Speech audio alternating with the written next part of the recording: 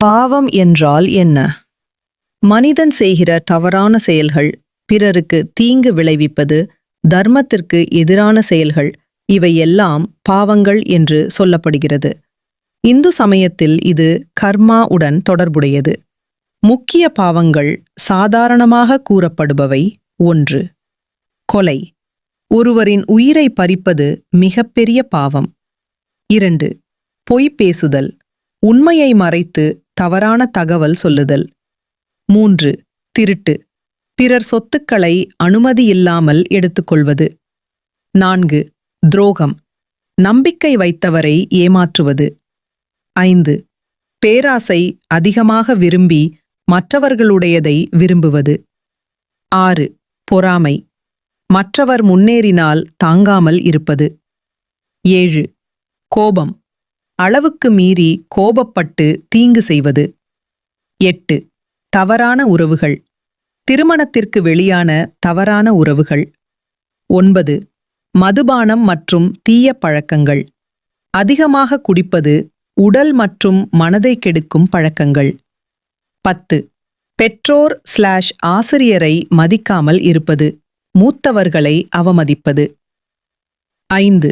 பெரிய பாவங்கள். பஞ்ச மகாபாதகம்.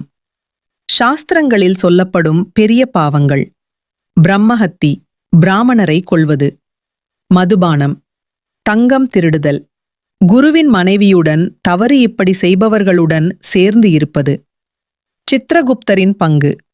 நாம் செய்த நல்லதும் கெட்டதும் எல்லாம் பதிவு செய்து வைத்து அதன் அடிப்படையில் யமன் தீர்ப்பு அளிப்பார் என்று நம்பப்படுகிறது. புண்ணியம் என்பது நல்ல செயல்களால் கிடைக்கும் நல்ல பலன். உதாரணங்கள்: பசித்தவர்களுக்கு உணவு கொடுத்தல், ஏழைகளுக்கு உதவி செய்தல், உண்மை பேசுதல், பெற்றோர் ஆசிரியரை மதித்தல், யாருக்கும் தீங்கு செய்யாமல் வாழ்தல். இப்படி நல்ல செயல்கள் செய்தால் அதன் பலன் வாழ்க்கையிலும் மறுபிறவியிலும் நல்லதாக இருக்கும் என்று நம்பப்படுகிறது. 2. யமலோகம் எப்படி இருக்கும்? யமலோகம் என்பது மரணத்திற்கு பிறகு ஆன்மா செல்லும் இடம் என்று இந்து சமயம் கூறுகிறது. அங்கு யமன் யாம் நீதிபதி மாதிரி இருப்பார். சித்ரகுப்தர் நம்ம செய்கைகளை பதிவு செய்து வைத்திருப்பார். நம்ம புண்ணியம் மற்றும் பாவம் பார்த்து தீர்ப்பு அளிக்கப்படும். பாவம் அதிகமாயிருந்தா நரகம் தண்டனை அனுபவிக்க வேண்டி வரும். புண்ணியம் அதிகமாயிருந்தா சுவர்க்கம் இன்பம் கிடைக்கும். 3. மரணத்திற்கு பிறகு என்ன நடக்கும்? இந்த நம்பிக்கைப்படி படிப்படியாக உடல் இறந்த பிறகு ஆன்மா பிரியும். அது யமலோகத்துக்கு கொண்டு செல்லப்படும். சித்ரகுப்தர் பதிவு பார்த்து தீர்ப்பு சொல்வார். அதன்படி சுவர்க்கம் அல்லது நரகம் அல்லது மறுபிறவி, பிறந்து மீண்டும் வாழ்வு முக்கிய கருத்து.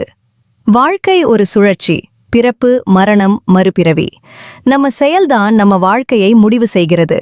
இறைவன் கொடுத்த இப்பிறவியில் மனிதர்களாய் பிறந்திருக்கிறோம். பாவங்கள் செய்யாமல் மறுபிறவியிலும் மனிதனாய் பிறந்து நன்மைகள் செய்ய முயற்சிப்போம். நன்றி. I can create music for you.